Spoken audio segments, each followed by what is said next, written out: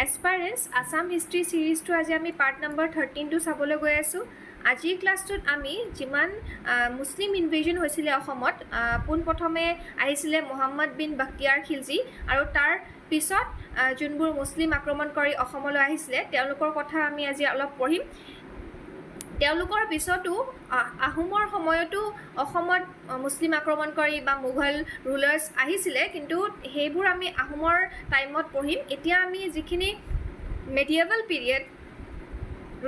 পিৰিয়ডত অহা যিখিনি মুছলিম ইনভেডাৰ্ছ আছিলে তেওঁলোকৰ কথা আমি চাম। যদি আমি লিষ্টখন চাব যাওঁ, প্ৰথমজন আছিলে মোহাম্মদ বিন বাখতিয়াৰ খিলজী, তাৰপিছত ইৱাজ খিলজী আহিছিলে, তুঘৰিল খান, সিকান্দাৰ শ্বাহ, হুছেইন শ্বাহ, বৰবক শ্বাহ আৰু আলাউদ্দিন হুছেইন শ্বাহ। এওঁলোক মুছলিম ইনভেডাৰ আছিলে যোনে অসমলৈ আহিছিলে, অসম অভিমুখে আহিছিলে অসমখন দখল কৰিম বুলি বা কামৰূপত ৰাজত্ব কৰিম বুলি। আমি যদি প্ৰথমজন চাওঁ, প্ৰথমজন মুছলিম ইনভেডাৰ আছিলে মোহাম্মদ বিন বাখতিয়াৰ খিলজী। তেখেতে আহিছিলে অলমষ্ট 1205 to 1206 AD-ত। তেখেত সেই সময়ৰ দিল্লী চুলতান কুতুবুদ্দিন আইবাকৰ এজন ডেছপাৰেট মিলিটাৰী লিডাৰ আছিলে। পিছত গৈ তেখেত বিহাৰৰ গভৰ্ণৰ হৈছিলে আৰু তাৰপিছত লাহেকৈ তেখেতে বেংগল, যোনটো আগতে বড়া বুলি কৈছিলে, সেই বেংগলতো নিজৰ ৰুল আৰম্ভ কৰিছিলে, মুছলিম চুপ্ৰিমেচি আৰম্ভ কৰিছিলে। আৰু যদি আমি চাওঁ, বেংগলক কাষ চাপিছিলে মানে অসমৰ বহুত কাষতে আছিলে। ইয়ালৈকে যেতিয়া তেখেত আহি পাইছিলে বেংগলত সেই সময়ত তেখেতে বেংগলৰ লাষ্ট যোনটো সেন বংশৰ ৰজা আছিলে তেখেতক হাৰুৱাই পিনে বেংগলখন বা গৌড়াখন কেপচাৰ কৰি পিনে অসম অভিমুখে বা কামৰূপ অভিমুখে আহিব ধৰিছিলে।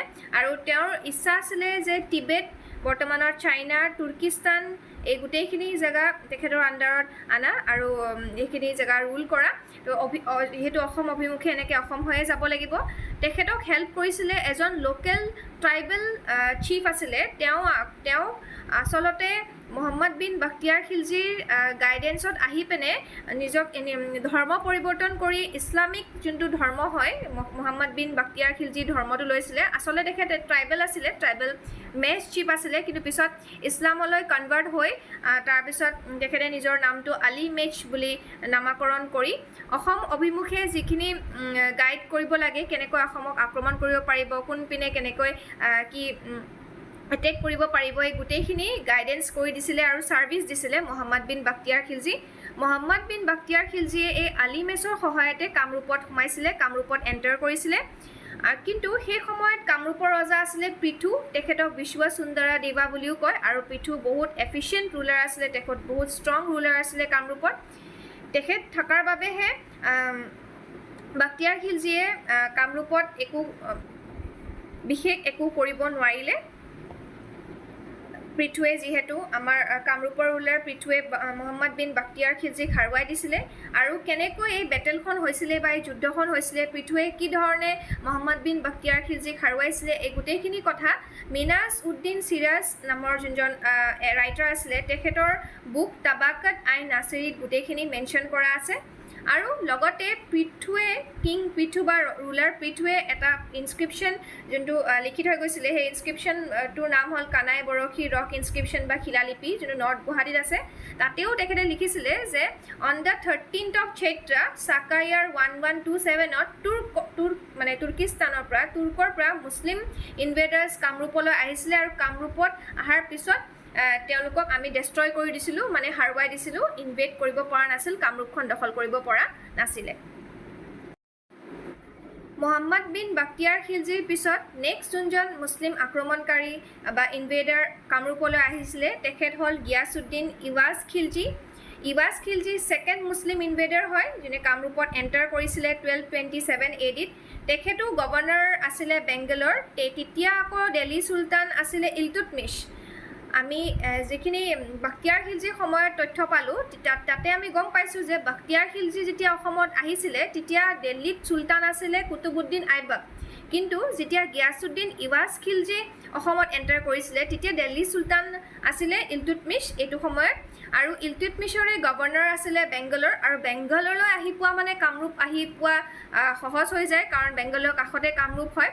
আৰু তেখেতে যেতিয়া কামৰূপলৈ আহিছিলে, কামৰূপ অভিমুখে আহি থকাৰ সময়তে কি হৈছিলে নাছিৰুদ্দিন নামৰ ৰুলাৰজনে আকৌ তেখেতৰ বেংগলখনক এটেক কৰি দিছিলে মানে ইয়াতে ইৱাজ খিলজী এই বেংগলৰ গভৰ্ণৰ আছিলে তেখেতে অসম অভিমুখে অসমত এণ্টাৰ কৰিছিলে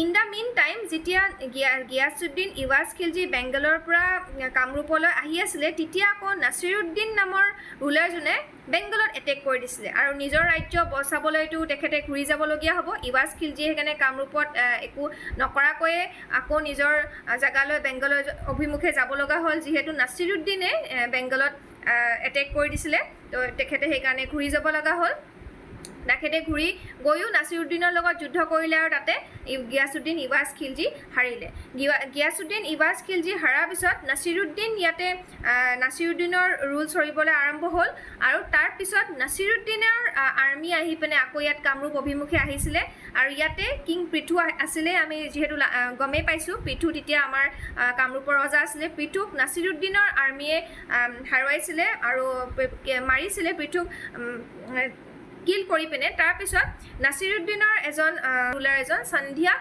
ইয়াতে কামৰূপত বহুৱাই থৈ গৈছিলে আৰু কৈছিলে যে এনুৱেল ট্ৰিবিউট বা টেক্স দিব লাগিব ডেট মিনছ আমি গম পাওঁ যে ছাবঅৰ্ডিনেট হৈ গৈছিলে নাছিৰুদ্দিনৰ আণ্ডাৰত ইনডাইৰেক্টলি নাছিৰুদ্দিনে কামৰূপখন দখল কৰি লৈছিলে সেই সময়ত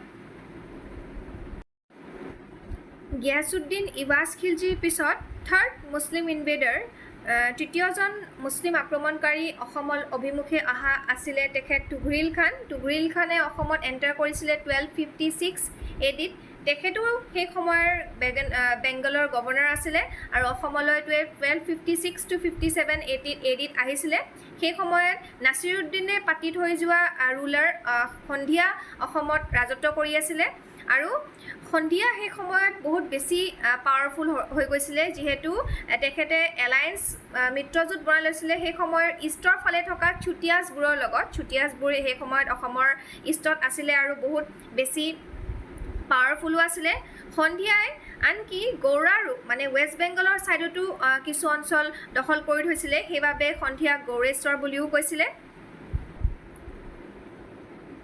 সন্ধিয়াই অসমত বা কামৰূপত ৰাজত্ব কৰি থকাৰ সময়তে তুঘৰিল খান আহিছিলে আৰু তুঘৰিল খানক সন্ধিয়াই হত্যা কৰি পিনে তেখেতৰ আৰ্মিক হাৰুৱাইছিলে ডিফিট কৰিছিলে আৰু তেখেতে কামৰূপৰ কেপিটেলটো কামৰূপ নগৰৰ পৰা কমতাপুৰলৈ শিফ্ট কৰিছিলে কমতাপুৰ মানে বৰ্তমানৰ গোৱালপাৰাৰ যিখিনি এৰিয়া আছে সেইখিনি এৰিয়া বুলি আমি ক'ব পাৰোঁ সেইবাবে সন্ধিয়াক কমতেশ্বৰা বা কমেশ্বৰা বুলিও কয় তেখেতক ফাউণ্ডাৰ অফ কমতাপুৰ বুলিও কোৱা হয় সন্ধিয়াৰ থকাৰ সময়ত তুঘৰিল খান যোনজন থাৰ্ড মুছলিম ইনভেডাৰ আছিলে অসমলৈ তেখেতে ছাকচেছফুল নহ'ল যিহেতু সন্ধিয়া সেই সময়ত বহুত বেছি পাৱাৰফুল হৈ গৈছিলে চুতীয়াছবোৰৰ লগত মিত্ৰজোঁট বা এলায়েন্স বনাই আৰু লগত তেখেত ইমানেই পাৱাৰফুল হৈ গৈছিলে যে কামৰূপৰ ৰজা হৈও গৌৰা মানে ৱেষ্ট বেংগলৰো অলপ এৰিয়া তেখেতে দখল কৰি আছিলে আৰু তেখেতৰ পিছত আমি দেখা পাম যে সিন্ধুৰায় ৰূপনাৰায়ণ সিংহধ্বজ